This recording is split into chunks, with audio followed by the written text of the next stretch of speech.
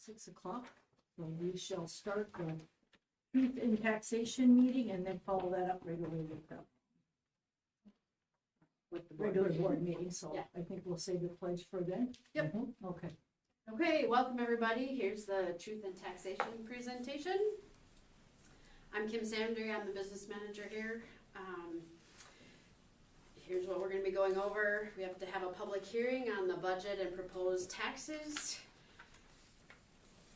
The agenda will include changes in general fund allowances, review of 2022-23 school district budget, presentation of payable 2023 school district levies, and then if there's any questions. Just to give some history, the general fund, basic allocation from the state, this is per pupil allocation, has changed over the past years. Then the one for next year we don't know yet because the legislature is in session this winter, so I put some question marks there, but that you can see how the percent changes happened throughout the years. Here's a picture of it, the graph. Here's just an overview of the original district budget. I always do a revised one to get a little more accurate because we didn't know some stuff early this spring when this had to be finished, but just a general overview, and we've gone over this in the board meeting before. Fund balance at July 1st, 2022, so at the end of last school year. This is what we had in reserves in the fund balance. Here's a picture of the fund balance. It did go down a little bit with, we had a lot of extra expenditures, and that was a little bit on purpose too. It was getting a little high, so we brought it down some. General fund is the accounts for all the educational activities, instruction, student support programs, administration, just all the general day-to-day stuff that goes with running the school.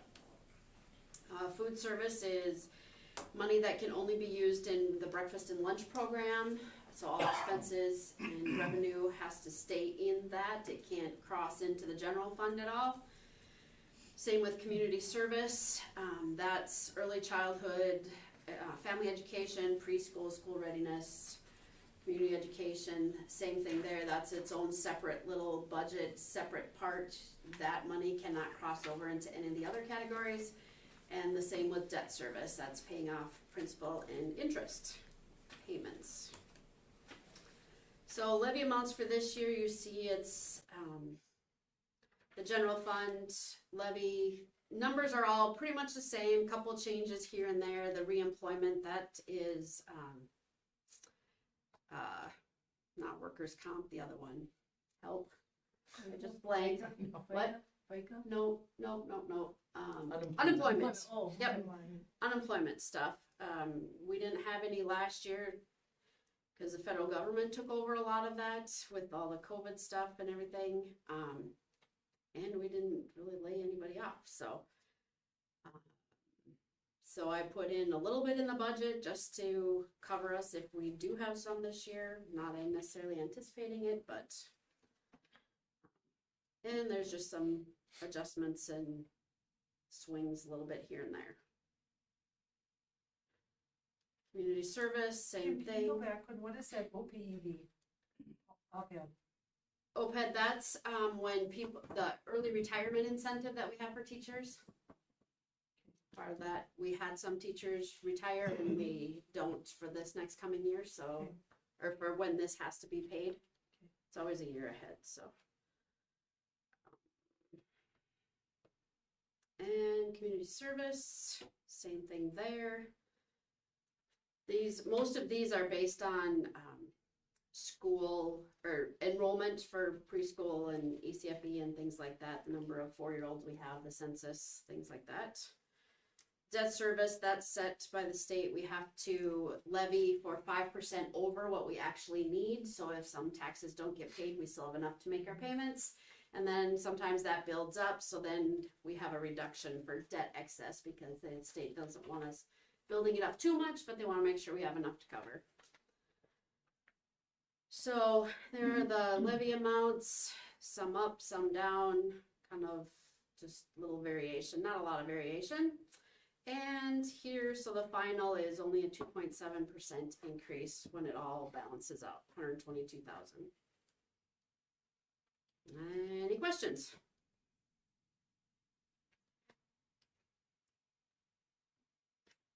There are pieces of it, I might add, that will help you understand it even better after Ashley speaks.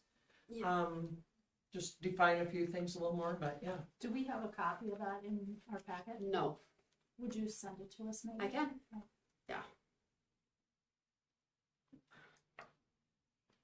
Thanks, Gil. Yep. If there's no questions, then we'll just go ahead and open the board meeting. And it's what, 6:06? It's right for the pledge, please. I pledge allegiance To the flag of the United States of America and to the republic for which it stands, one nation, under God, indivisible, with liberty and justice for all. Okay. Item 3, I need an approval of the agenda. Could I have a motion, please? So moved. Deb, right, second by Tate. Any questions or discussions on that? That will vote. Those in favor say aye. Aye. Those opposed, nay. Motion carries. Okay, public comment, number 4. I guess we have Leanne Carmody with us. Or is she not here? There she is. Here I am. There you are. Over here in the pickleball section. Yeah. All right. Good evening. I have with me personal letters from teachers who are members of the McCray Education Union that I'd like to give to board members tonight. These letters were written after we found out about the drastic increase to our insurance premiums at the beginning of November. They are emotional, personal, and are a way for our members to share the impact this increase will have on their lives. I encourage you to find time to continue the conversation once you've read them. After the holiday break, our negotiators for the upcoming contract are going to attend a collective bargaining conference for training in mid-January. The hope is that negotiations with the school board representatives will begin soon after that, with our present insurance situation a top priority in the discussion. So I have those. I can give them to you now, or I can give them to you at the end. I mean, it's not like you're. How many do you have? Do a copy. Do you have copies for everybody, or is it just? Yeah, Oh, I no, have. then we read them now. Yeah. Oh, well, I'm doing this, like a good teacher, I'll keep talking. I know, who's timing me? Oh, I mean, Um, 49, 50. Don't distract me, that's the other thing. Did you guys know that we have, and I apologize that I don't know how many in the elementary, but did you guys know that in the high school, we have 6 teachers that are continuing their education either with their master's or beyond, getting graduate credits, which is, I think, pretty cool because it's extra and it means that school and teaching is important. And I was gonna look and I didn't have time to see how many of the teachers right now have something beyond a bachelor's degree. Which again, I think that's a pretty nice statistic to have for our school district. So, thank you. Great. Oh, thanks, yeah. Seeing that what we do here is education, it's nice to see that. It's so much fun because I was just finished up, and it's so much fun to talk to the students then and say, I had to do homework last night, or Yeah. boy, this is what I'm learning. Just so they realize it doesn't stop, Right. just with your high school graduation, or you go to college in 4 years and you're done. It can continue. So. Mhm. Yeah. Yep, no matter what kind of job you have, because there's always some kind of training. that Right, you can take. right. All right, thank you. Okay, anybody have any questions for Leanne? Not, we'll go on here. Number 5, consent agenda. I need a motion. I'll make the motion. All right, Carmel, second. I'll second it. Scott. All right, any discussion? Okay, if not, Those in favor say aye. Aye. Those opposed, nay. All right, 6, communication reports. So 6.1, Ashley Moffer from Schlenner Wintering Company. Do you want to use my computer or do you want me to just advance for you? You can advance. Okay. All right, so I'm gonna be going through this report, which the board members will have in front of you, and then it's gonna pop up on the screen as well. So this is the shortened down version of the really big, like 100-page report. So we note all the things we're required to tell you all. Oops. And then just the financial results for the district for fiscal year 2022. And some of it will kind of correlate with some of the things that Kim was talking about, like Sherry said. So hopefully it provides a little bit more guidance as far as some of those dollar amounts and terms that were going across the screen for the levy and the budget. So I will start off this first page here, the audit process and opinion. So this just describes what we do with an audit. So many of you have probably heard this before. So we get the district's records, we do a number of inquiries, procedures, and testing. And really through all of that, we're looking to issue an opinion. So for the district, we're issuing an unmodified or clean opinion for fiscal year 22. That's really the opinion you want to be issued. It means no significant issues or errors or misstatements arose during our procedures. Here we just note a few other things we're actually required to tell you all. Overall, the audit went smoothly, positive working relationship with management. Kim and the team here, you get us everything that we need as we need it, which always works out really well. Things go smoothly. We noted nothing unusual in terms of transactions. So the transactions we look at, nothing concerning or unusual there. And also no unusual accounting policies or treatments. The significant estimates that we note there are the same as in the past and also the same as pretty much reported by most districts in the state of Minnesota. So nothing new or different there as far as those estimates go. Internal controls, also here, the 3 things we list here, same as in the past. We posted various adjustments, mostly cash to accrual adjustments, so recording your receivables and payables. In addition, we note segregation of duties in our report, being just a few accounting staff. And then we also must note to you all that we prepare the financial statements on behalf of the district. So the big, thick 100-page report, we prepare that, and then Kim reviews it, and I also go through it today, obviously, and then I go through it with Kim and Sherry prior to meeting with you all as well. So that's everything as far as internal controls go. This next page, Minnesota legal compliance. So each year as part of our audit, we're required to look at various areas of compliance with Minnesota statutes or laws that the district must follow. We looked at all the areas that are noted there. And upon our review, we did have just one item that we noted in our report. There was one purchase greater than $25,000 that the district did not get competing quotes on, and that was the scoreboard purchase. So we discussed that with Kim and Sherry as well. I think it was a bit of a gray area because I think the district outright technically isn't paying over $25,000 because you get some credits and incentives and things like that. I think as far as like ad revenue or something like that. Yeah, advertisements. So it was obviously a gray area, but because of the contract exceeded that $25,000, an additional quote would have needed to be gotten. And that doesn't mean you have to go, you know, you could get 2 quotes and then you say, well, this company has the better option, the better deal, or like you said, has the scoreboards are generally just better functionality. Then you just go with the one that's better of the 2, but you do just have to look at the competing quotes and get just 2 or more. So. Other than that, nothing else concerning there. So no other non-compliance or anything that we noted upon our review there. Same as last year, the district's federal expenditures exceeded $750,000, which is the case with a lot of districts and schools in the state for fiscal year 22 again. And because of that, we have to do an additional compliance audit over those federal dollars that are coming through. So this year we looked at, again, the child nutrition cluster, so the food service program. And then we also looked at the education stabilization fund. So that's the ESSER dollars mainly that were coming through. Upon our review, we noted a modified or clean opinion over the expenditures, federal expenditures there. And then we had no compliance or internal control compliance findings there too. So that's all good news. No concerns there as far as those federal dollars, how they're being spent, the controls over them, things like that.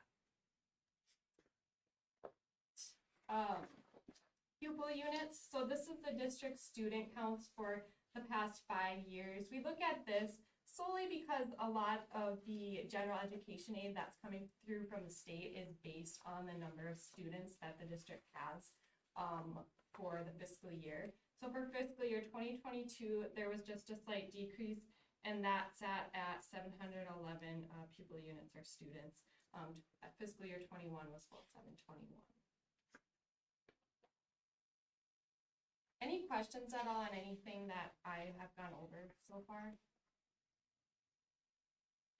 We'll keep rolling. So general fund here, general fund, we have the last 5 years recorded here, and then we have the past couple of years noted. The general fund fiscal year 22 had a decrease in fund balance of about 358,000 with an ending fund balance of just over 4 million. Overall revenues and receivables,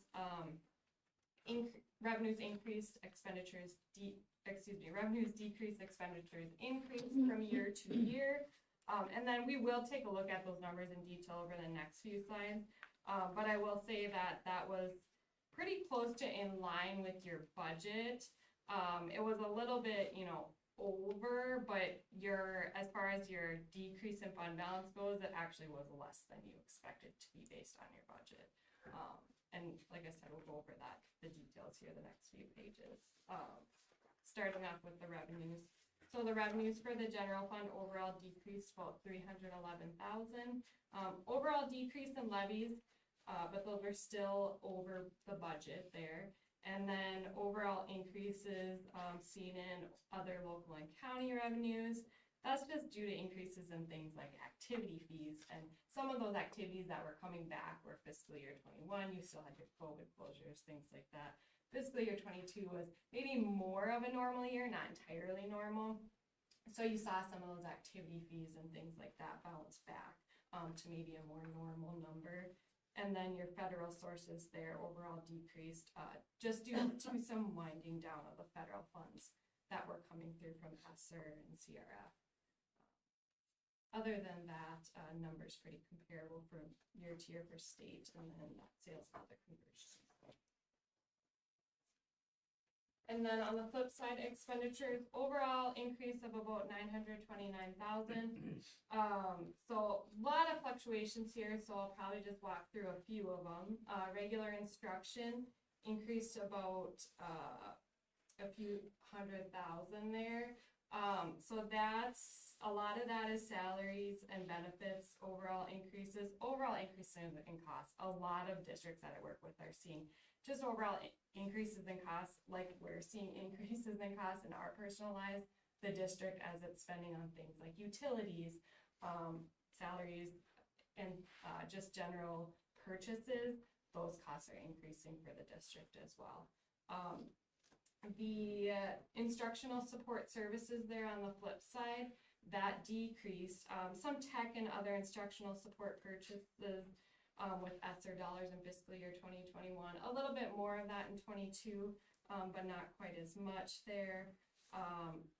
And then overall increases in transportation resulted in the pupil support services increase. And then just some of that spending of the federal dollars as well.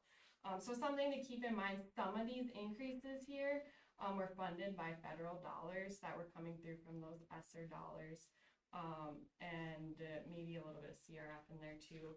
So some of that was funded by the federal money coming through. Sites and buildings increases. The district used LTFM money on paint and carpet and other items for the district, for district updates. Overall increases in utility costs there. We're seeing that on a lot of the schools that we work with. And then lastly, that capital outlay increased about 500,000 there. Updates to furniture for classrooms, things like that were funded through the general fund during fiscal year 22. Any questions at all on that? I know it's a lot of numbers there, but maybe it kind of explains some of the increases overall. And like I said, a lot of it was in line with your budget as you kind of expected to do some spending down with that. Cash overall for the general fund, just a slight decrease and sat at just over 3.8 million at June 30th, 22.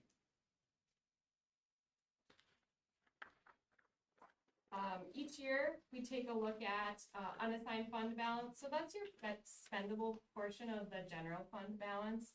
And that sat at about, I think it's 3.265 million. Overall, the percentage there, we take a look at that as a percent of your budget. So how much do you have sitting in your spendable fund balance? How does that compare with what your budget sits at? So for fiscal year 22, that was just over 30%. So about a 10% decrease there. Like I mentioned, there was kind of some expectation to spend down some of that on some of the building costs and things like that. But that's where that decrease kind of came from as far as that goes. The district does have a policy for that to sit at about 20% of the budget or above. So you're still sitting well above your goal there, but still we're able to spend down on some costs.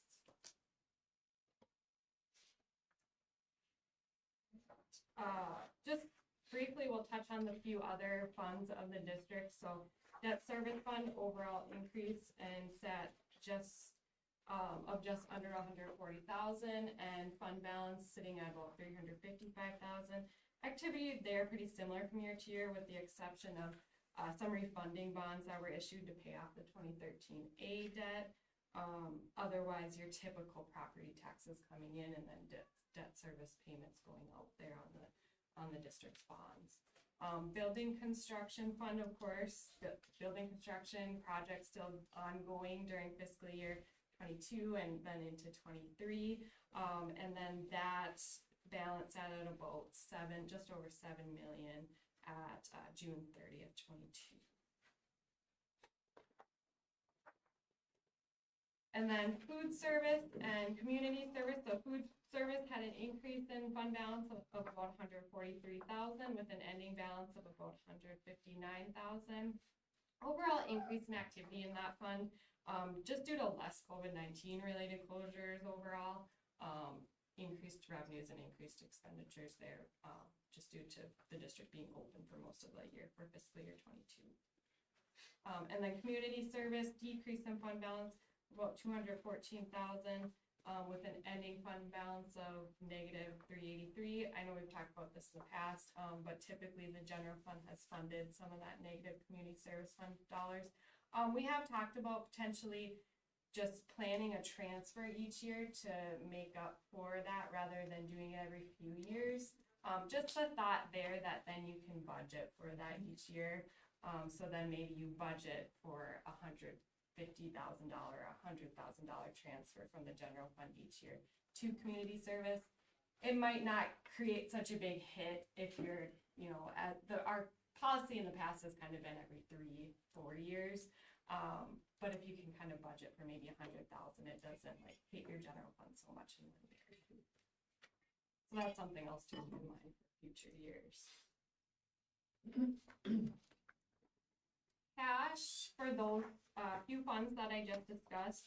So overall pretty similar here. You'll see a big dip in debt service there. The August 2022 debt service payments were paid early in June 2022. So that of course caused the district's cash to decrease quite a bit there because you hadn't gotten your property tax revenues in yet. Normally those kind of coincide with each other.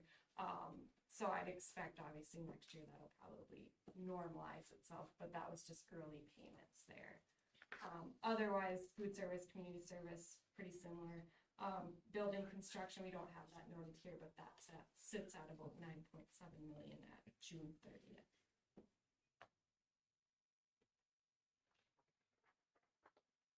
Just a few more pages here.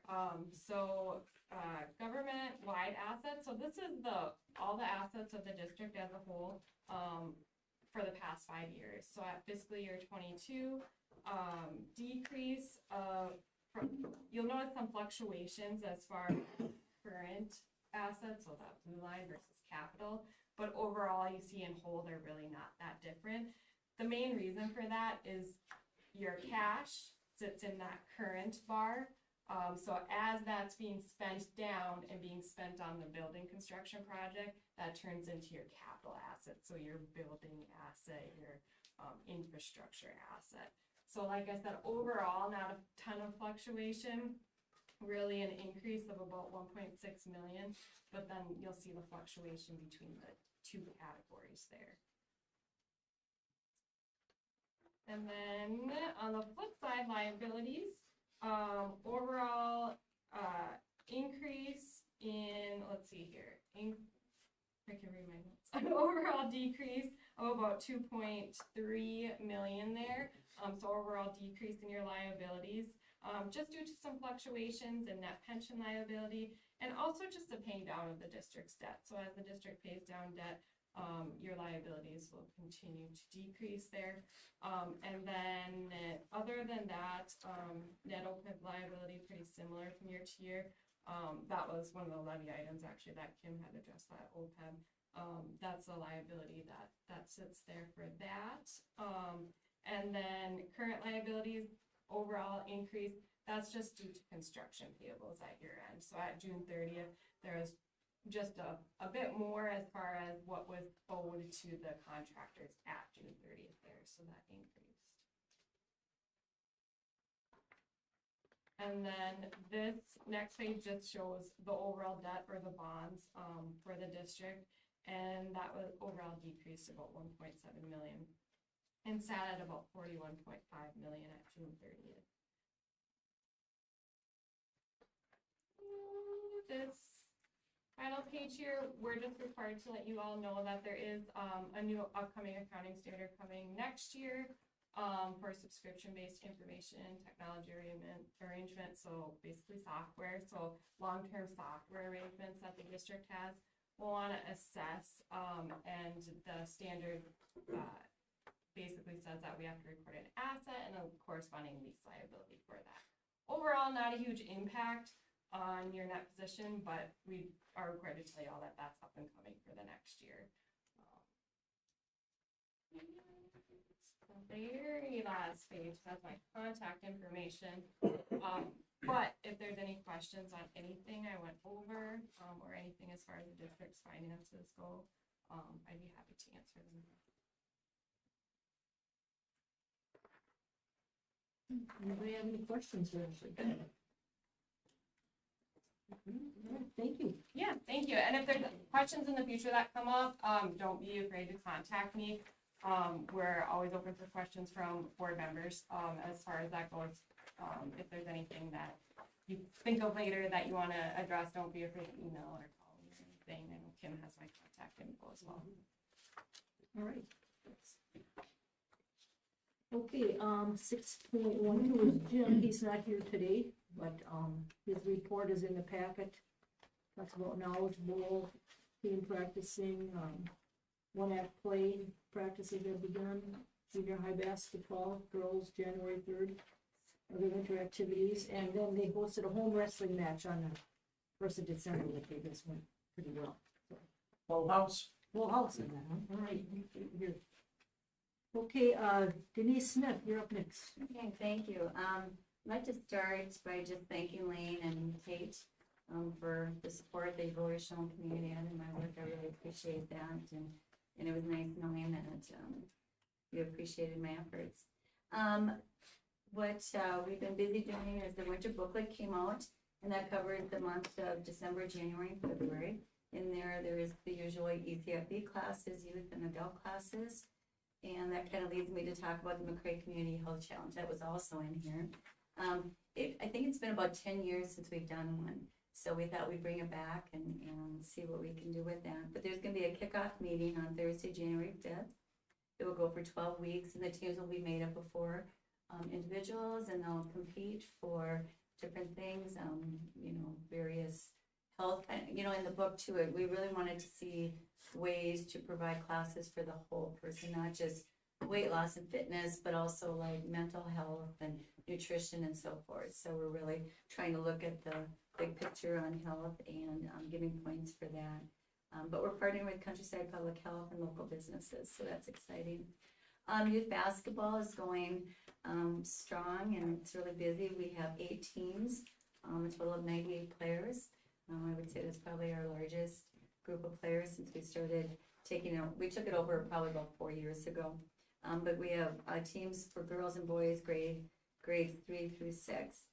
In your packet were all the volunteer coaches. It takes a small team of coaches to make this happen, and they are volunteers. We don't pay our coaches, so when they step up and volunteer their time, it really means a lot. The McCray Hoops Club, I've been working with them on some basketball tournaments now that we can actually host some tournaments. Last Saturday, we hosted Midwest Youth Basketball League. For 5th and 6th grade boys, we hosted 3 other schools here on the elementary side, so it was a full house over there. They're also going to do a boys tournament on January 21st and a girls tournament on February 18th, so that's exciting. And we have the Saturday hoops for grades 1 and 2. Youth wrestling is going to start this week. It's on Wednesdays after school. Andy Brisley's our coach. It goes all the way through the end of February. We partner with the Quad County program, so we work with them so that our athletes know that they can also do that program in addition to the McCray one, so that's working well. The McCray Performing Arts Auditorium, it's getting used. It's really exciting to be seeing the use for it. I did develop procedures and guidelines on how that can be used, and it's going well. I do want to recognize individuals that really have stepped up to make this work when it comes to the technology with the lights and the sound and the rigging and everything. Joel Brunseth has put in numerous hours learning it. And students, Quentin Howe, Bryson Kimplain, and Carter Matthews are go-to students that just have taken the lead and they just have excelled. I think they're just learning it every time they're in there. As you know, we hosted we did the Nancy Harms concert last Saturday night. We sold about 225 tickets for that, and it worked really well. Considering how much sleep I lost over it, it went well. And then, as you know, we had the 2180 Foundation meal with that and raised over $5,000 for our students. So that's exciting. Other things that the auditorium has been used for: 4th grade plays. Countryside Public Health has done presentations to 6th and 8th graders. National Honor Society had their induction, and we're looking forward to Christmas concerts this week on Thursday with the elementary one, and then Monday for the middle school, high school. So that's exciting. The community garden, one thing I want to share with you, God's Garden donated over 8,000 pounds of food to the Chippewa County Food Shelf, and they're just amazing, and they're such a blessing to God's Garden and the garden in general. The Youth Scholarship Fund, we have over $3,400 in there right now. We are going to do concessions to raise even more money for that. Every year I have to do an annual community ed report to the state of Minnesota. I did that on November 1st.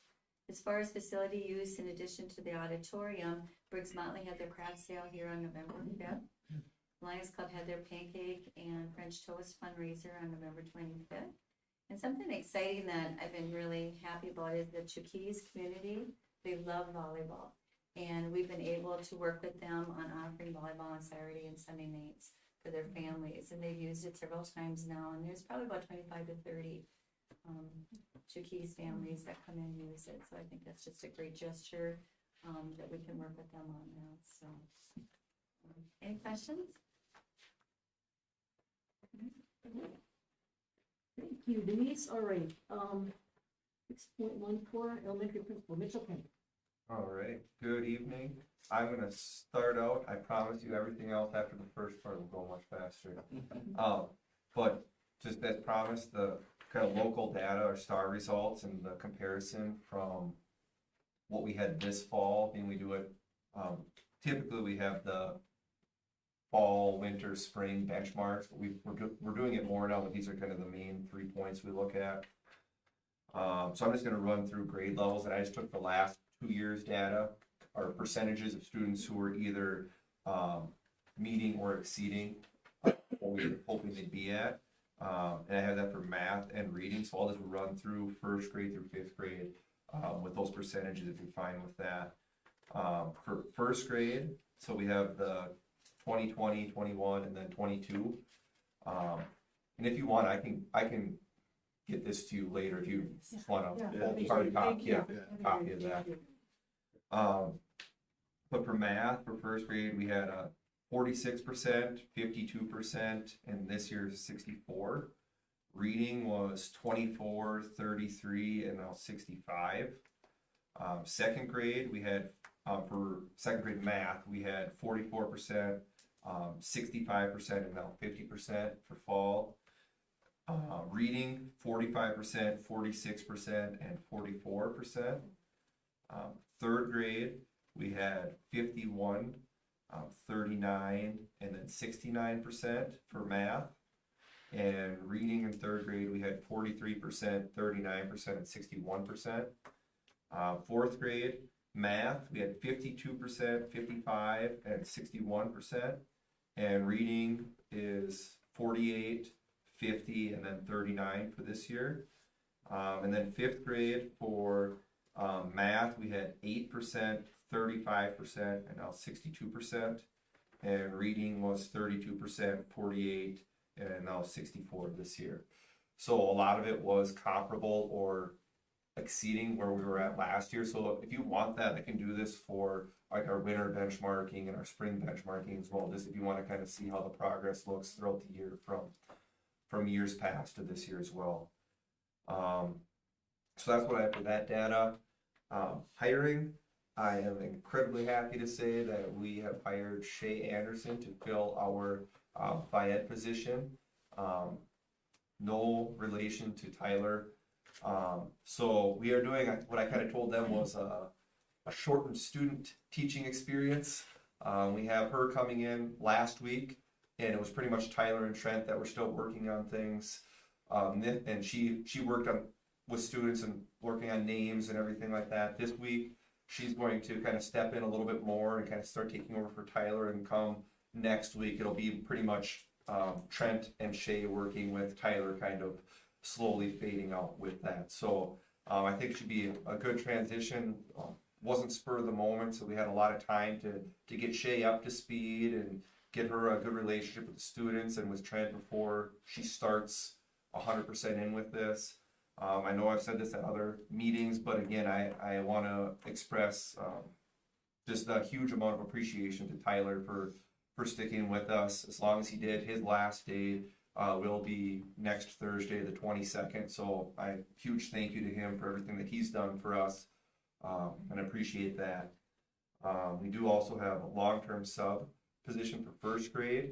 That'll be starting up the end of March. And I am meeting with someone about that tomorrow. But again, that is open as well. Now, lastly, Denise had mentioned, we do have our elementary winter concert on Thursday night, so we're looking forward to that. Michaela Bolavant, our music teacher, has put a lot of time and effort into this and getting this to where it's at. So I'm excited for her. I'm excited for our students to get to use our new auditorium for that. And then elementary, we will preschool through fifth grade. We're going to use the auditorium on the 22nd, just in the morning, just kind of as a way to. We're going to do some Christmas carols and have some guest appearances from Santa and Mrs. Claus, and just going to send kids off into break, hopefully on a high note for that. And then the only other item I have, and I'm not going to steal any of Sherry's thunder here, is this: we have our North Collaborative in service on the 16th of January. So I have put in a small, and I'll throw John in there too, a very small amount of work into that. Sherry has done an incredibly large amount of work into that so far. So that'll be good to have the local districts coming here for that here coming up as well. But that's all I have. Any questions? All right, thank you. Yeah, if you could get that data. Yep. I'll make a note here, and I'll email that out to all of you. I'll put it in a more refined table than what I have here on my sheet. Okay, so we can read it. You're gonna do it so we can read it. Yeah, it will be a great match. Okay, if I can read it. Okay, all right, thank you. All right, John Wheatley, high school principal, you're next. Good evening, everybody. Thank you very much. I appreciate it. I'm gonna take a little bit of a different turn from my report here, but so just bear with me. 'Tis the season for state reports, so always a good time to be working on World's Best Workforce. And then there was a Perkins report that was due also. World's Best Workforce is technically due on the 15th, but I decided as instead of gold watches for departing board members, it'd be a good idea to get the World's Best Workforce done and give that report tonight. So I'll be coming up at the very end here. So thank you very much for your efforts, gentlemen, and I hope you appreciate the report you're going to get. I'll print a copy out for you. I feel like I'm always talking about how quick things are moving. We're down to just let this sink in. In about 8 weeks, we're going to start scheduling for next school year. It's like we're already almost halfway through the school year, and I thought it went quick at the elementary level, but now here at the high school level, it's like on hyperspeed all the time. So we got that coming up. And then upcoming things, again, we've got our winter band and choir concerts, changing it up a little bit this year. We're going to do middle school from 7 to 7:45, and then high school will be 8 to 8:45. We figured we'd try it up a little bit, see with the auditorium, because we might have some high school families that want to come a little bit later. Might have some middle school families that want to watch and then be able to get home with family, so on and so forth. So if we need to adapt that going into next school year, we'll definitely do it, but we figured we'd give it a shot. And then we got the epoxy floor finishes are happening over winter break, so we've got that coming up also. With that said, are there any questions about that portion? Because then I'll jump into World's Best Workforce. You look like a very familiar format for you. Can I go ahead and catch this here? Thank you. 363 days ago was when we had the last World's Best Workforce. Again, just as a reminder, this is a combination of World's Best Workforce and the Achievement and Integration. They used to be two separate reports, and now they've been merged into one. I believe this is year 2 that they've been merged. Here, get off of that. All right, so I'm going to cover the bulk of it. Mitchell can feel free to jump in whenever he wants, especially in lieu of the data that you've shared, because that paints a little bit of a different picture than what you're going to see here. But this is our preschool, looking at mathematics, literacy, and social emotional. This is based off of the TS school, the creative curriculum, I believe is what it's called. And so they reported out, we had a goal of 95%. We were able to hit all of that, or hit everything except social emotional as that piece. Again, not to have a convenient excuse, but I feel like this is definitely an after effect of coming out of COVID. So I'll just look, Mitch, I'll look at you every time there's an elementary one. Anything to add? Nope, nothing to add. Okay. Our NCA proficiency goals, we were at 48% last year. Just so you know, we had a 7% drop.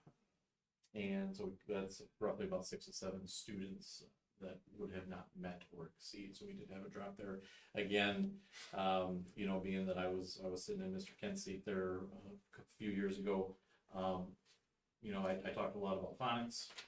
We brought that on board, talked a lot about a reading team, talked a lot about having Julie Deacon join us as a reading instructional coach, and then the steps that Mr. Kent has taken over. I think when you look at or hear when you heard those scores for some of the reading scores for the grade levels going up, that's the increase we see. I mean, when we're getting up into that 60%, that's a great number to hear. State average is right around 58%, I believe. So to me, again, this is maybe a little bit of an aberration, but the proof is really going to be in the pudding, because typically after 3 years of implementation, that's when you should start seeing results. Yeah, and I think just to this quick add, just with the approval formalization of our literacy plan that we had in August, along with this is our second full year of scheduled data meetings for all grade level teachers with our reading team. I think those are all things that are going to be beneficial, as well, as long as with our multi-tiered systems of support that we're started up and going through as well. So I think that'll be another layer that should help us get that up. All students are college and career ready by graduation. You can see the highlighted portion there. We had flat results at 19.2. I'm going to address that a little bit later, because I think this is a very misleading type of goal for us to have. So more on that in a second here. for college and, I didn't change the label up top, for 21-22, we're supposed to have 80% of the class of 22 completing at least one job shadow. We came in at 71%. I'm going to address that also because if you remember the things I've been talking about over the last few months is giving our students, our high school students, exposure to opportunity, because I will tell you, I went to Jet Propulsion Labs at NASA in Cleveland, Ohio when I was in 8th grade. I clearly did not turn out to be a rocket scientist, so I don't feel like solely basing a job shadow experience as something to make any student 17 or 18 years old college and career ready. There's got to be some more data that goes into that. So I have them mislabeled. So for the 22-23, I did ask Laura Brisley to start including any students who have had experience in any of those college visits. I'll say college visits, but going to a college to get some of the career and occupation experience. And another instance of that, if you remember from my board notes this month, we had a special education group that went to SMSU for Project Discovery, which is another good opportunity for them to get experience. So adding that layer into it, and I'll have to change the goal a little bit, but adding that layer into it just to show it's not just about getting a job shadow. That's not what we value. It's the whole experience that the students get, that they get anywhere from 9th through 12th grade, because we want to open those doors for students as much as possible. And then the ACT score, it's not as relevant as it used to be.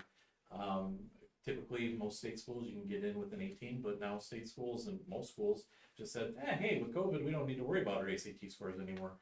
So the reality of that, coupled with the fact of trying to gain, the whole goal was 1 point every year. Holy cow, that's crazy. And we're talking within 3 years, we would have most of our students qualifying for scholarships, that would be a great goal, but it's not a practical goal. So I think that we need to figure out something a little bit different to show college and career readiness, other than just basing it off of something that's kind of going the way of the dodo. All students graduate. Very happy to have another 100% graduation class. Great. Love to keep it that way as much as possible. The A&I piece, again, this is looking at the achievement element along with the integration of the students. So with the FRPL would be our students who qualify for free reduced meal based off of our application for educational benefits. We have an ultimate goal next year of having 43%. You can see here, we did have a slight decrease from 35 down to 31 from 21 to 22. And then the math goal went from 37% to 38%. And I just wanted to point out that looking at the free reduce, it's gen ed, multiple language, and our special education students are all within that. So maybe even being able to report, as I look at the data, being able to report on subsets and what impact those subsets might have on the overall score, I think would be something that would be, even if I don't report on it, I think it would be interesting to have that information. Teacher equity and access to effective teachers. We had set the goal back with Mrs. Sparks, her being here, of using our Learning Sciences International, and all teachers receiving some form of training in that. We do incorporate that every year within our new teacher workshop.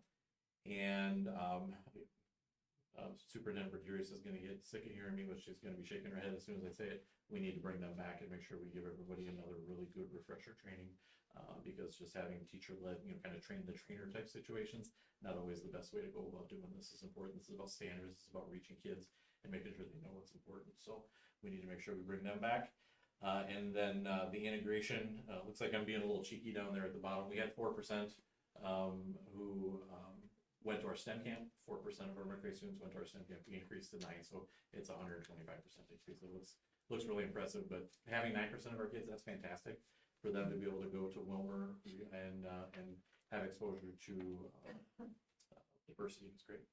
And can I just add too that compared to some of the other schools who are attending that same thing, and some schools who are even bigger than ours, we have some of the highest numbers of the other districts who attend that. So I think that's pretty good as well. And I think I'm going to point a finger here a little bit at Denise, but I think Denise does such a good job with our summer rec programming that's going to be an element that will deter from students going to STEM camp when they have the opportunity to do all the great things that we do here over the summer. So there's a big thank you embedded within that, but at the same time, I think that's an impact. So.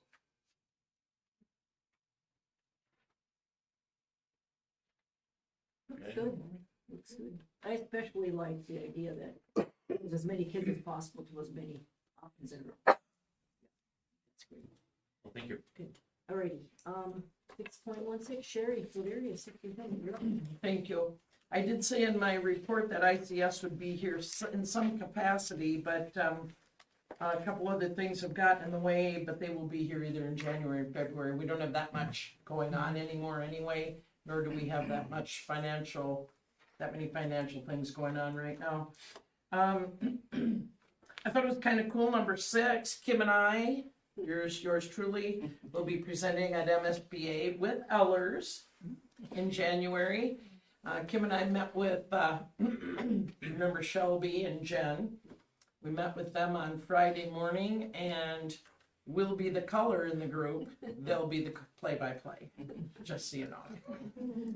So, yeah, we'll have to get those slides ready. Yeah, I know. So anyway, that'll be fun. Denise has talked about Saturday's events. I wanted to talk about Saturday's events, but huge shout out, Denise. That was an incredible day. I don't know how much. I think I know how much work you put into getting Nancy here. It was a beautiful concert. And that jazz was the perfect introduction. I mean, you could hear the piano so well, and you could hear the drum solos and her quiet voice solos, and it was awesome. Thank you very much, Denise. There was a lot of work putting that on. I'm going to ask all of you who are returning to the board to take a look. You know, Kim, we should send you all of the reorganizational opportunities there are, so that you're Scott. You almost burst out in laughter at that, I can tell. But really, there's a lot. Remember all the things that there are. There's negotiation, there's clerk, there's treasurer, there's, all the things to consider. And I'll probably send that list out to you, hopefully sometime. Well, it'll be in your next packet, but hopefully before that. Just so you can consider that. I wanted to add too about the 18 boys. It was 5th grade boys, right? Tournament here on Saturday. And I went down there, talked to some of the people they were cleaning up. 2 big comments I heard over and over from the people I visited with were what a great opportunity for our boys, high school boys basketball team to lead that day, make money that day on concessions. And I heard over and over from the parents how nice it was not to have to travel somewhere. And they volunteered the information. We always had to travel. It's nice that we can stay at home. There's that. You have had, I'm sure, ample opportunity to hear about the impending weather, and as we start another winter weather season, there is a Superintendent's National Weather Service webinar opportunity. I did one at 2:30 this afternoon, and I'm signed up for a 4:30 a.m. tomorrow morning webinar with the National Weather Service. They have a really cool new, and a lot of them do, where they can take us hour by hour through this. I mean, a lot of them do, but they're saying that at 12 a.m. Tuesday, freezing rain leaving eastern Dakotas. 3 a.m. freezing rain in western Minnesota. 6 a.m. about where we're at. Freezing rain turning to moderate to heavy freezing sleet. None of this sounds good. They said over and over and over in the meeting, and this is not foreshadowing of what's to come. Please don't. But they just kept saying, this is just all a mess, and just anything that can happen probably will.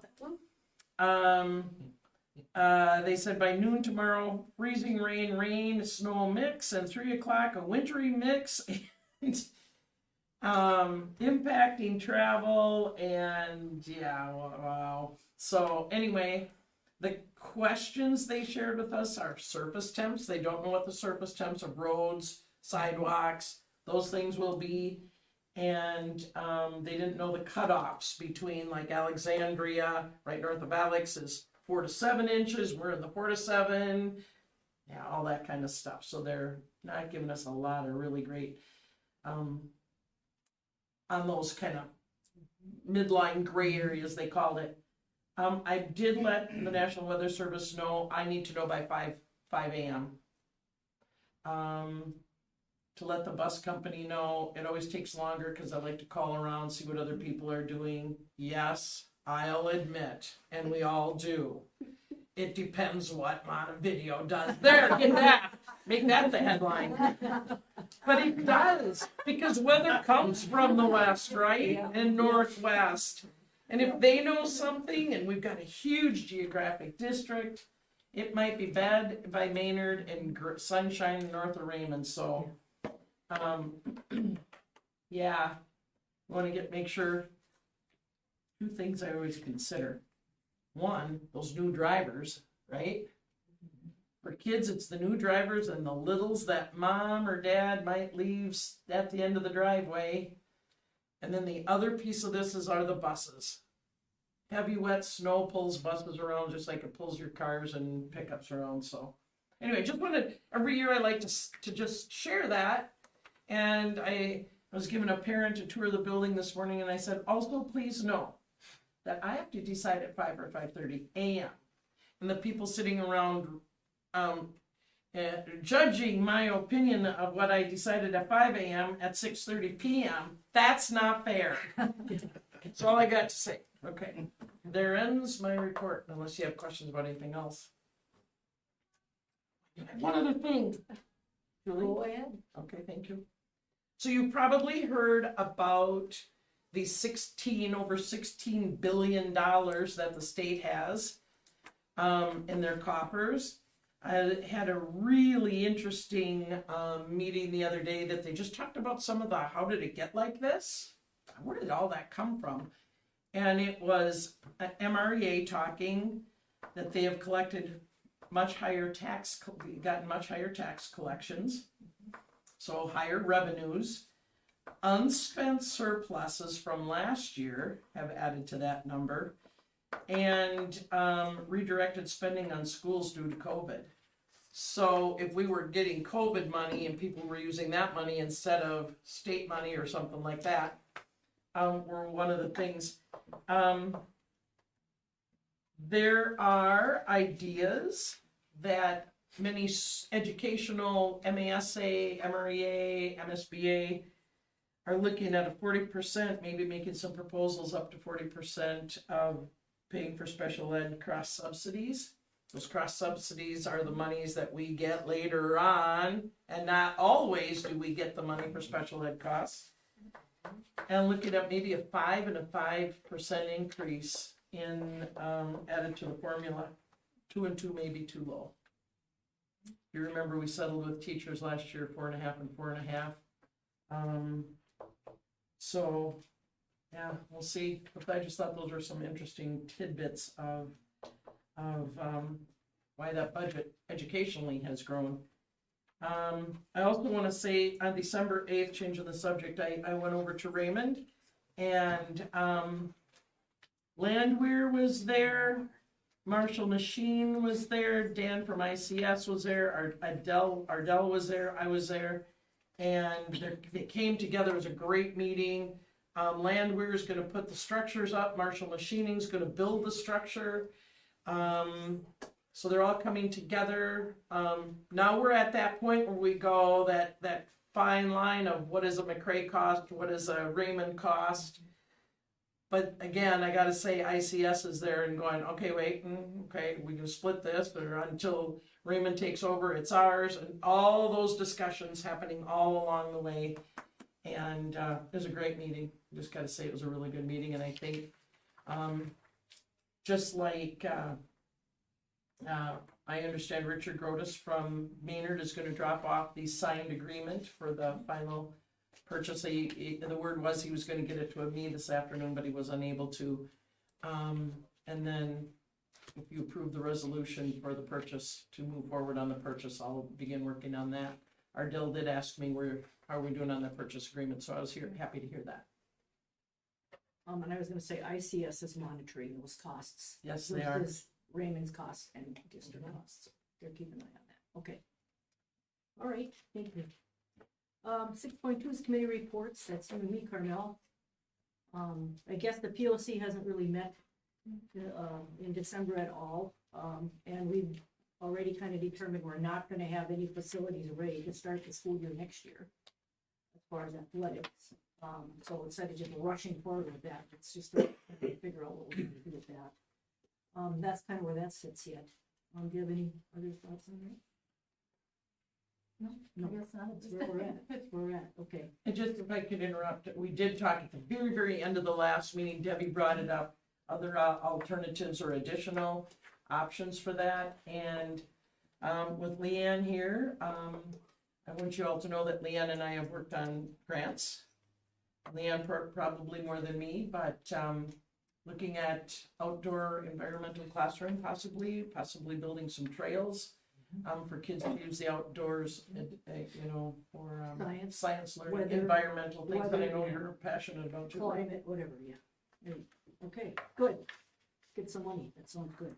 Let's get money. Sounds good. It sounds so easy. Yeah, no pressure. Let's apply for some money. Maybe we'll get. Get some money, Leanne. Yeah, get some money. 2180. Yeah. Yeah, did it turn out Saturday? Okay.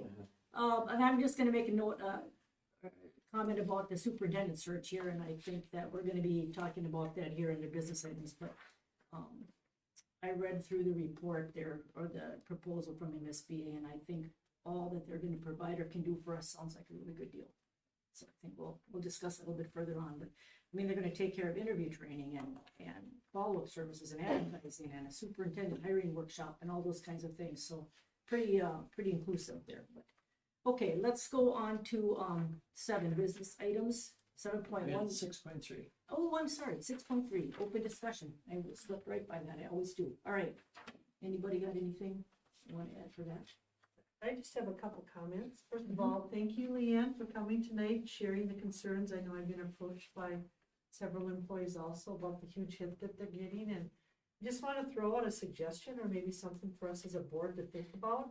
That was quite a shock to some of our staff, and it really has hit them hard financially, and some of them might have to make some really tough financial decisions. And when I read the last MSBA bulletin that came out, it really talked about how staffing morale has a huge impact on our student outcomes. And if we have staff that aren't happy for working for our district and already talking about, I can go to a neighboring district and make more money and have better benefits, what are we going to do to help retain those employees? And so I'd like to just throw out the suggestion that it would mean opening up a union contract, but perhaps could we look at some of the funds that we have in our general fund and help offset some of the costs that they're facing with this huge insurance increase? We could do an MOU or an addendum to the contract. We wouldn't have to open the contract. We could just say to the membership, we'd like to offer this, and then the vote is theirs. It's just something I think that we really need to think about that would expedite the process versus waiting for the time frame of opening up a contract and all the negotiations. Right now, that hit is gonna start hitting our employees, and many of them are gonna have to make some tough financial decisions for their families. So I'd just like to throw that out as for something the board to consider. Maybe we can have some more discussions about it if the administration can come up with some, I don't know, meet with the membership, come up with some whatever. And I don't know, but maybe bring back to the January meeting. Okay, anything else? All right. Then we'll go on to business item 7.1 is certify the 2022 payable 2023 property tax levy. So move. Who said that? Lane. Lane, already. Second? Second. Kate. Any discussion on that? It's just boilerplate type of thing, right? Okay. Nobody's got any questions or discussions, then we'll take a vote. Those in favor say aye. Aye. Those opposed, nay. Carries. All right, 7.2, approve the 2021-2022 audited financial statements. Get a motion for that? I'll make the motion. Carmel, I'll second it. seconded by Scott. Any discussion on that? All right. Those in favor say aye. Aye. Those opposed, nay. Okay, that carries. All right, 7.3, approve the combined polling places, and this is a resolution. So can I get a motion? All right, I'll make that motion, how about that? I'll second it. All right, yeah, I'm sure that's not a problem, all righty. All right, I'm gonna have to read that here. Resolution establishing combined polling places for multiple precincts and designating hours during which the polling places will remain open for voting for school district elections not held on the date of a statewide election. Be it resolved by the School Board of Independent School District number 2180, State of Minnesota as follows. Number one, pursuant to Minnesota statute, section 2058.11, the precincts and polling places for school district elections are those precincts or parts of precincts located within the boundaries of the school district which have been established by the cities or towns located in whole or in part within the school district. The board hereby confirms those precincts and polling places so established by these municipalities. Number two, pursuant to Minnesota statute, section 2058.11, the board may establish a combined polling place for several precincts for school district elections not held on the day of a statewide election. Each combined polling place must be a polling place that has been designated by a county or municipality. The following combined polling places are established to serve the precincts specified for all school districts, special and general elections not held on the same day as a statewide election. The combined polling place in Maynard is the Maynard Community Center, 321 Maple Street, Maynard, Minnesota. This combined polling place serves all territory in Independent School District number 2180, located in the city of Maynard, Crate Township, Havelock Township, Leanthrop Township, Grace Township, Florissant Township, Granite Falls Township, Stoneham Township, and Wang Township in Chippewa or Renville County, Minnesota. Combined polling places for Raymond Community Center, 314 Spicer Avenue in Raymond, Minnesota. This combined polling place serves all territory in Independent School District number 180, located in the city of Raymond, St. John's Township, Edwards Township, Holland Township, Wilmer Township, Whitefield Township, City of Wilmer, in Chippewa or Kaneohe counties in Minnesota. The combined polling place, Clare City, for Maine is McRae High School at 711 Wolverine Drive in Clare City. This combined polling place serves all territory in Independent School District number 2180, located in the city of Clare City, Woods Township, Lone Tree Township, and Riderman Township of Chippewa County, Minnesota. Number three, pursuant to Minnesota statute section 2058.09, the polling places will remain open for voting for school district elections not held on the same day as a statewide election between the hours of 2 o'clock p.m. and 8 o'clock p.m. See note section 3.6 of the election manual regarding certain restrictions on voting hours. Okay, number four, the clerk is directed to file a certified copy of this resolution with the county auditors of each of the counties in which the school district is located in whole or in part within 30 days after its adoption. Number five, is required by Minnesota statute section 204B.16 district subdivision 1A. The clerk is hereby authorized and directed to give written notice of new polling place locations to each affected household with at least one registered voter in the school district whose school district polling place location has been changed. The notice must be a non-forwardable notice mailed at least 25 days before the date of the first election to which it will apply. A notice that is returned undeliverable must be forwarded immediately to the appropriate county auditor who shall change the registered status to challenged in the statewide registration system. If a combined polling place is changed, the change must be adopted at least 90 days prior to the first election where it will be used unless that polling place has become unavailable for use. A resolution similar to this model must be adopted by December 31st of each year, and the combined polling places specified shall be combined polling places for the following calendar year. Any questions on that? All right, those in favor say aye, and I gotta do voice vote. Have to do a roll Yeah. call. Yes. Yes, Yes. Lane, Yes. Scott, Yes. Carmel? Yes. And I'm a yes, so that one's, adopted, okay. Number 7.4, approve proposal for executive search by the MSB for the fees not to exceed $7,900. I need a motion. I'll make that motion. Carmel, second. Second. That was you, Deb? Yeah. Alrighty. All right, any discussion or questions on that? I just have one thing that maybe I can't remember if we did it here or another place that I was at, but in the late March 2023 to early April, it talks about invite stakeholder feedback through input forums. I think it was maybe one of the searches we've done here in the past, where we had like a community group, a staff group, and then the school board, where the school board actually has the ultimate authority, but at least there was like several other different groups that got to visit with them. We did that. And, okay, and so it's like, if desired, is that something that we can say, yes, we would desire it if we agree upon that, and would that affect the cost at all? Well, they did have a breakdown of some of the extra costs that required depending on what you chose. I do right here. Let's see. Where is the one that's not answered? Here, it's under additional fees and a la carte options.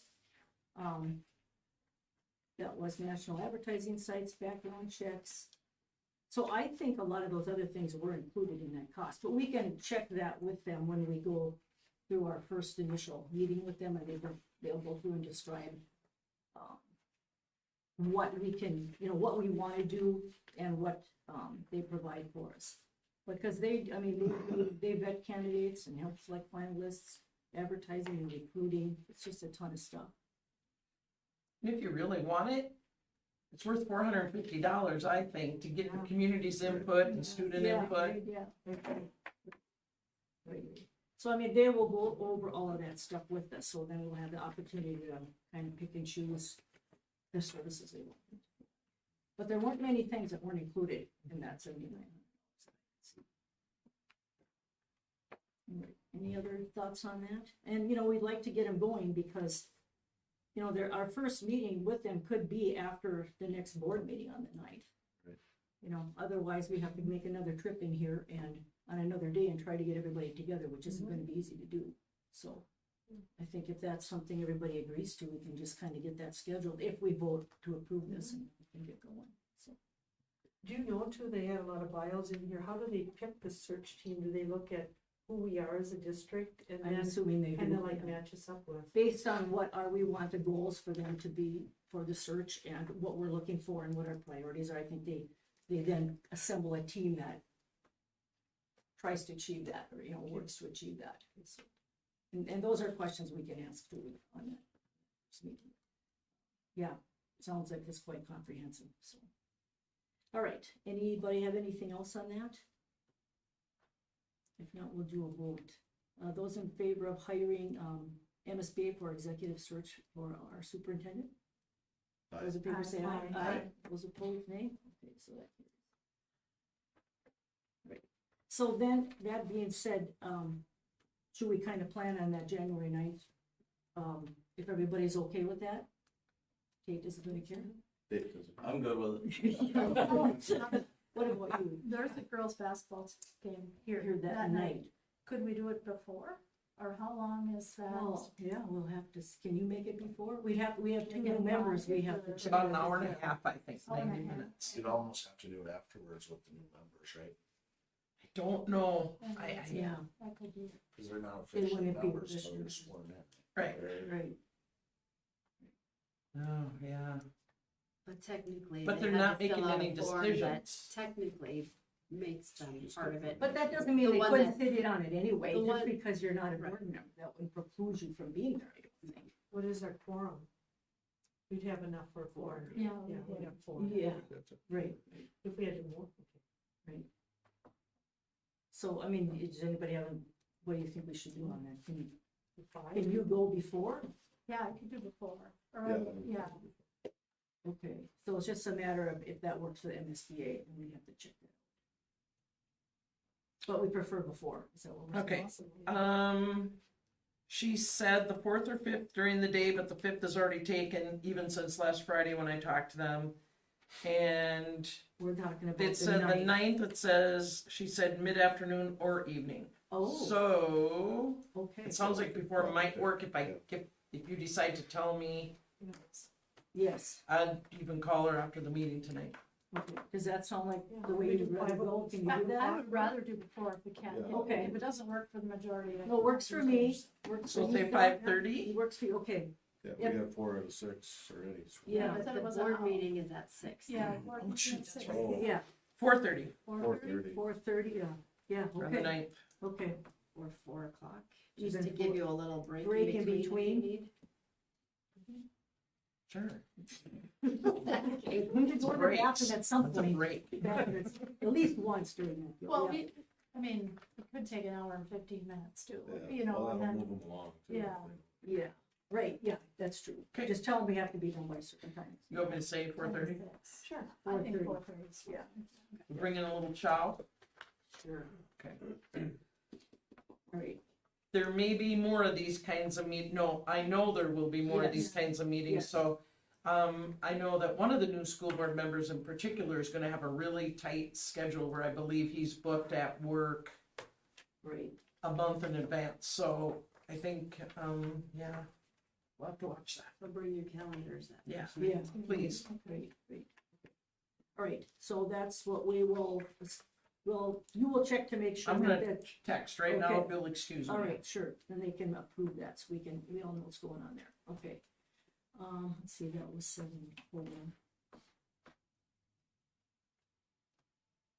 7-5, approve policy 534, that's the school meal policy, can I have a motion on that? Lane. Lane, all right, who's I'll the make a second? motion. Second. Kate, all right, any discussion on that?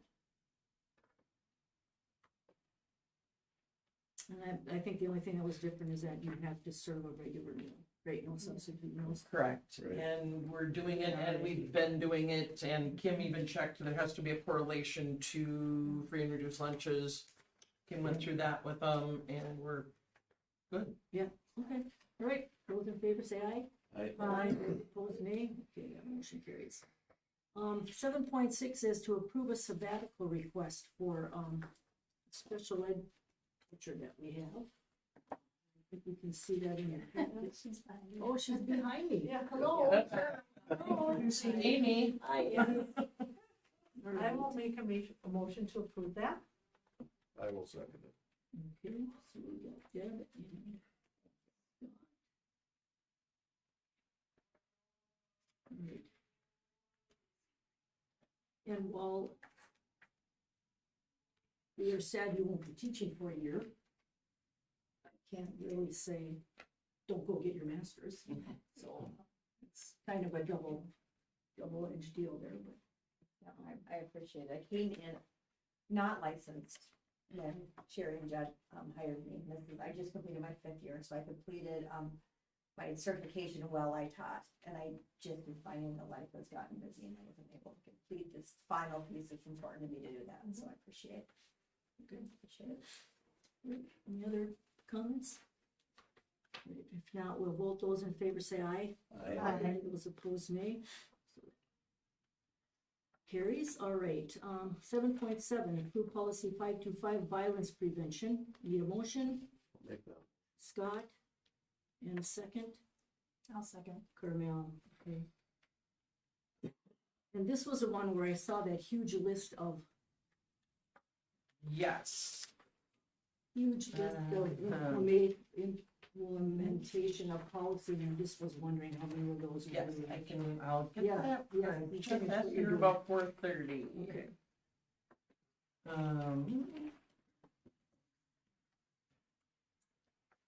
Which pile? No, it's one that I had reviewed. Can you see if Kim, if it's sitting on my desk? Yeah, I got it. It's right I know, but I went through and looked at the ones that are yeses and which Okay. ones are no. here.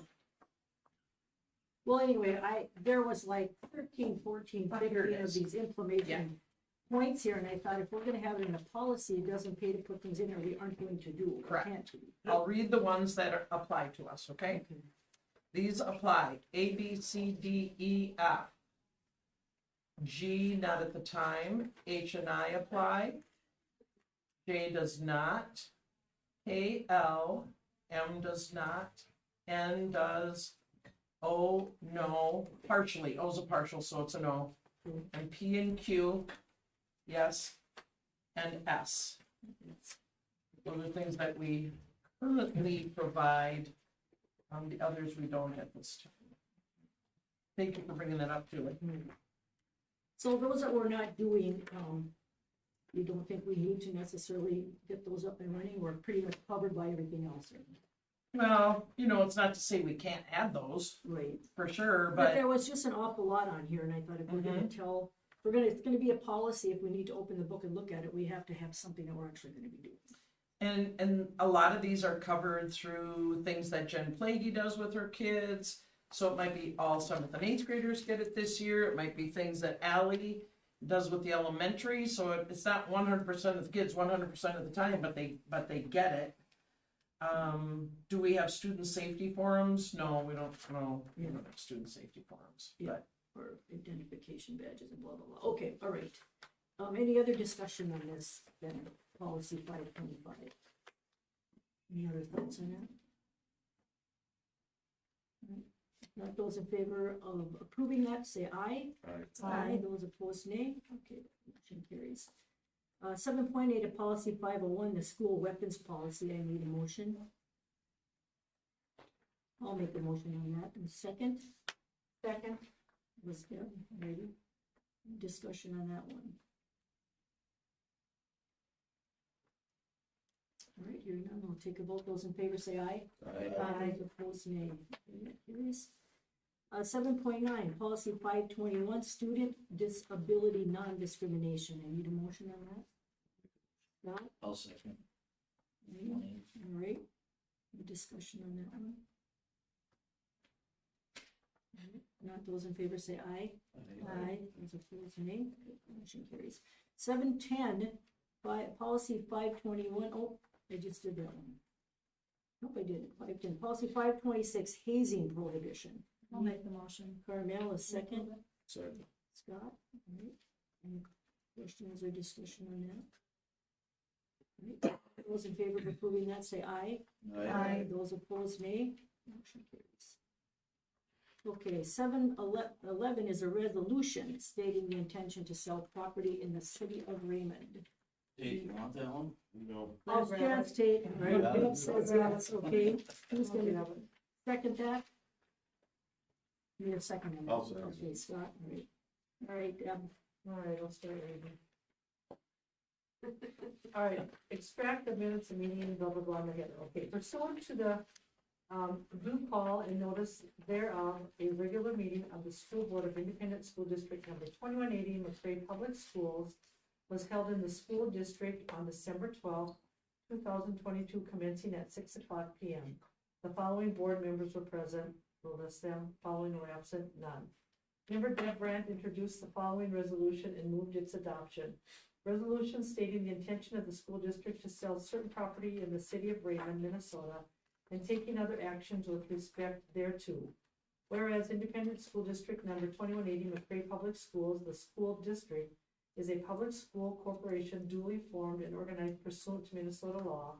And whereas the school district owns land and buildings in the city of Raymond, Minnesota, the city, including the Raymond McCray East Elementary School, the building, all of which are depicted in yellow highlighting in the attached Exhibit A, collectively the property.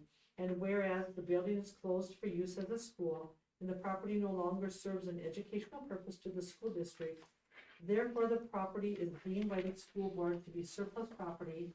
And whereas selling the property will result in a savings to the school district in the form of avoidance of expenses of upkeep and maintenance of the property. And whereas the school district recently received an offer to purchase the property from the city, the purchaser, for $1 and other good and valuable consideration. Whereas Minnesota statute section 465.035 as amended authorizes public corporations such as a school district to convey its lands for nominal consideration to another public corporation for public use when authorized by its governing body. Now therefore be it resolved by School Board of Independent School District number 2180 as follows. 1. The administration of the school district is hereby directed with the advice and assistance of the school district's legal counsel to prepare a purchase agreement, the purchase agreement, and such other documents and instruments to facilitate the sale of the property to the purchaser. 2. The purchase agreement shall contain such terms and conditions as are deemed reasonable and appropriate by the administration. 3. Subject to review and approval of the purchase agreement by the superintendent and the school district's legal counsel, the board chair and clerk are hereby authorized to execute and deliver the purchase agreement, as well as the deed and all other instruments and agreements necessary to complete the conveyance of the property to the purchaser. The motion for the adoption of the foregoing resolution was duly seconded by board member Scott Ryder, and upon vote being taken thereof, the following voted in favor thereof. and the following voted against. Okay, thank you, yes, thank you, okay. Any discussion or questions on that? Just a resolution to get that process started. Correct. So we can get all the parameters, fill in all the blanks there, okay. So I need a voice vote on this, or, independent there, so, what about you, Tate, yes or no? Yes. Deb? Yeah. Yes. Yes? Yes. Yeah, well, it's an, I'm a yes, so that resolution's passed and adopted to, with the intent to sell the property in the city of Raymond, so we'll get that going.